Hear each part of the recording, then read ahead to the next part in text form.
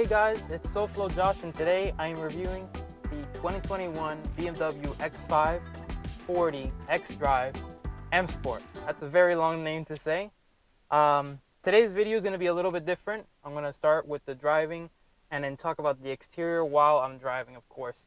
So let's go ahead and get onto the road.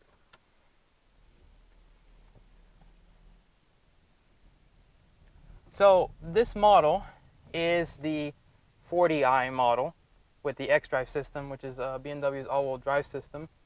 This is the inline six-cylinder twin-scroll turbo, producing 335 horsepower, 330 pound-feet of torque to all four wheels. Well, technically, BMW does it where the power output goes to the rear wheels automatically, but then will kick in for all four wheels once it loses traction. So we're going to take it out to this back road. I'm going to put it into sport mode as well. So let's go ahead and put in sport mode now. Let's go ahead and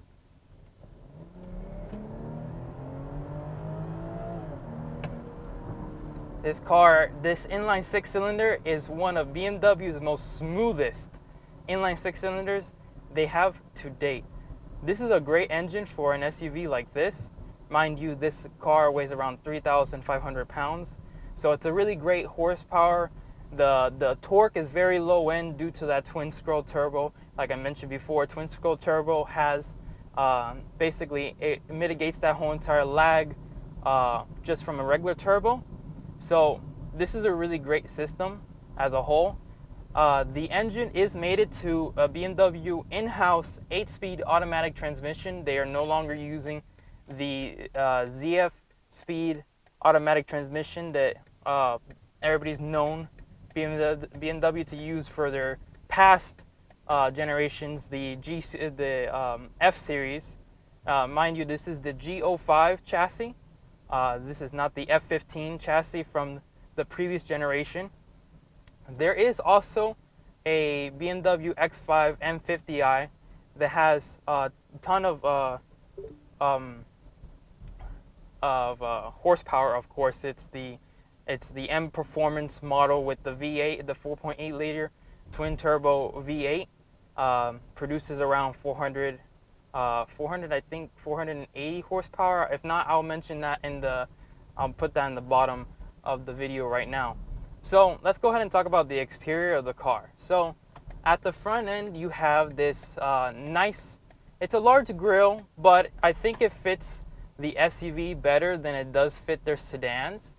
BMW typically right now is doing a lot of different grille designs. You have the 7 Series that has massive grilles for a sedan-based vehicle. You also have the 4 Series that has the beaver grille that's been controversial with everybody.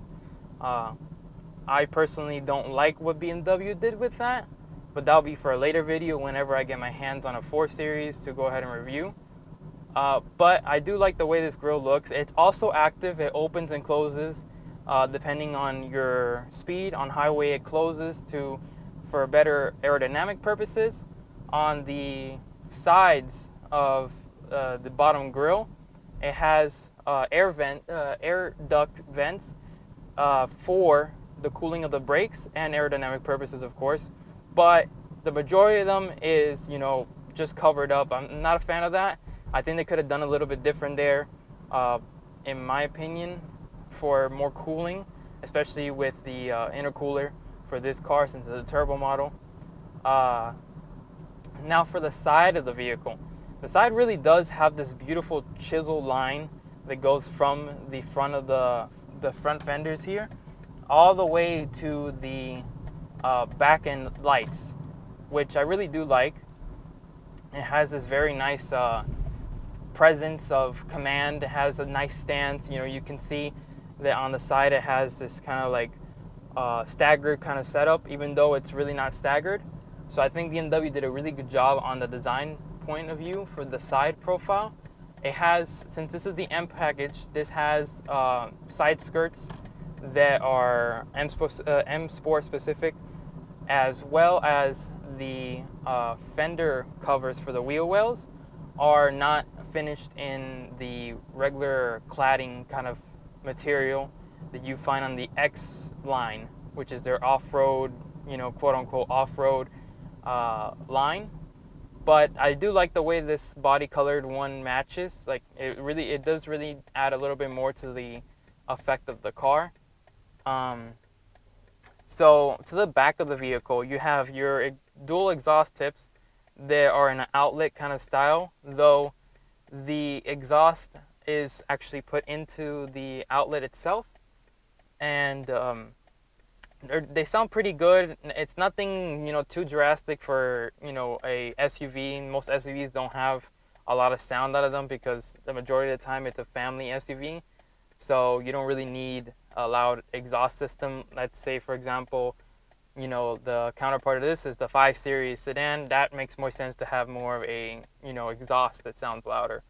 You do have these 3D effect kind of tail lights. Their turn signals are embedded into that 3D area. They are red, they are not amber. I'm not a huge fan of doing turn signals in red.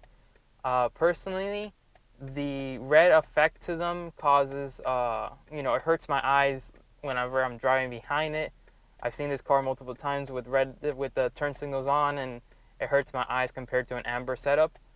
But other than that, there's a tailgate in here too, where it's a split tailgate. BMW has always done that since the original, I can't remember the chassis code, but the original X5 when it first came out in the 1990s. They have, it's a split setup, so then that's better access to go ahead and put things in. For example, plywood if you want to do that. I don't know why would you want to do that in an SUV, but that's just something to consider. It has more storage underneath the cargo area as well, so you could put some stuff in there. But overall, I like the design of this X5. This is probably my favorite X5 design out of all the other X5s that's been around. Of course, the original one, the first X5 is honestly it was a stepping stone. Mind you, remember that the X5 wouldn't have been a thing if it wasn't for BMW hiring an X Land Rover designer. He knew what to do with that vehicle, and if it wasn't for him, honestly, we wouldn't have the X5. We probably would, but it just wouldn't be at an early age as it was back in the 90s. So we got to give it up to him for giving us the first SUV off-road version. So in the interior, you have this beautiful 10-inch touchscreen display. You also have a rotary knob here for it as well. I don't really use the knob that much since now it's a touchscreen. So they recently started doing that. The middle part right here is all digital. You have your speedometer, your speed on the left, your RPMs on the right. Really well laid out. Though I'm not a huge fan of how BMW kind of squished it a little bit. I feel like they squished it a little bit too much. I would have liked it to see, more length in the display. But overall, it's a pretty good one. It has your maps in the middle. It tells you exactly where you're at. You also have Apple CarPlay here, as you see. It takes up basically the whole screen space. I think they did a phenomenal job. You have your maps there. Really like the way they did it.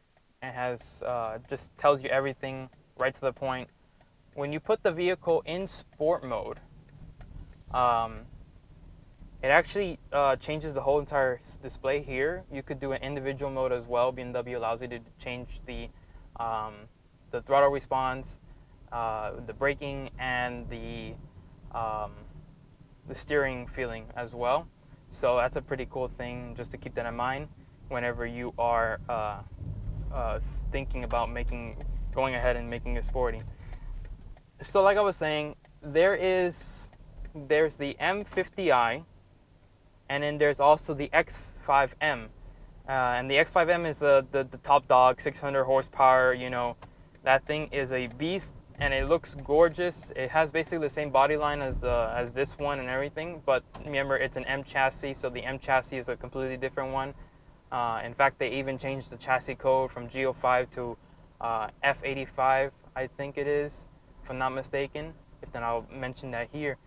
So they did a phenomenal job with that. Heads-up display. Yes, there's heads-up display in here, though it's an option. A lot of things in this vehicle is an option because remember, you have it's a German vehicle. It's not like a Japanese model, for example, like an Acura, where you have to option certain things in on a German vehicle. But although that's the case, I think they did a good job with the overall ergonomics of this car. It's very simple to use. You have your paddle shifters here.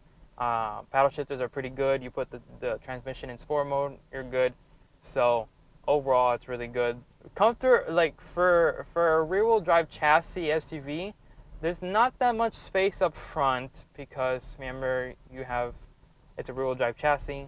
Front-wheel drive chassis, you have more cabin space as a whole. But overall, I think they did a really good job for material feeling to make it feel like it's more airy.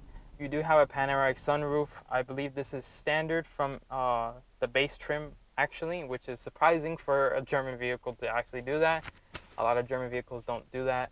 You have your climate control here. Thank God they did not embed it into the touchscreen display. I do not like when car companies do that. It's really not that good. Overall, I like the way this is here, again, like I mentioned. But yes, it's really a great kind of feeling inside. The back seat space, I will say, is a little tight. I did review a BMW X2, and that's a front-wheel drive chassis, and that's a really small car compared to this.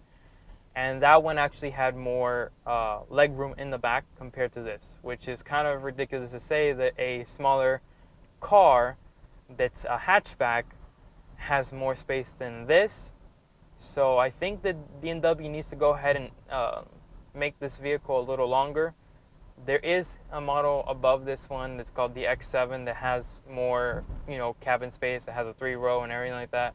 But I think that the X5 needs to gain more cabin space in the back, especially for us who are taller, who need more leg room in the back, and somebody who's tall in the front really pushes their seat all the way back. You can't really, you feel like you're claustrophobic in the back, and that's not a good thing at all.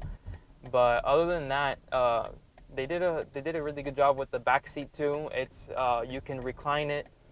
You can sit back there. I sit back there comfortably. I'm 6 foot tall, so the headroom space is a lot. Especially with this panoramic sunroof. Surprisingly, this panoramic sunroof doesn't eat up a lot of headroom at all. So that's a really good thing to think about as well. But yeah, this is a really good car. The engine's phenomenal. If I were you, if I was in the market for an X5, I would get the 40i. You don't really need the V8, especially with gas prices continuously rising over every single day. You got to continue to think about that. The inline 6 has a pretty good amount of miles. Right now, today it was filled up and it was 397 miles on a full tank, which is pretty good, almost 400 miles on a full tank. I think that's a phenomenal thing, especially for this kind of engine and how heavy this car is. And I'm gonna put it back into comfort. In comfort, you really don't feel that much. It's a little stiff somewhat in comfort, but remember, BMWs are typically they're very sporty in the feeling that you feel basically every presence. And personally, I would rather feel more connected to the road when it comes to a BMW than feel less connected to a road. If you wanted to go ahead and do that. Oh, it's not sponsored by John Deere, but look at that. That's phenomenal. That's a thing. So I'm going to go ahead and end it here. I want to thank you guys so much for viewing my videos lately. The MDX is doing phenomenal. The Telluride, a lot of videos that I have on my website, on my channel, are doing phenomenal. And I want to thank you guys for that. Make sure to comment, like, and subscribe to the channel. It helps a ton, by the way. We are almost at 30 subscribers. I mean, it takes time to go ahead and do this, but trust me, it's really great helping you guys out and hearing your feedback and also hearing what you like and dislike about the car. So thank you guys so much. Have a wonderful day.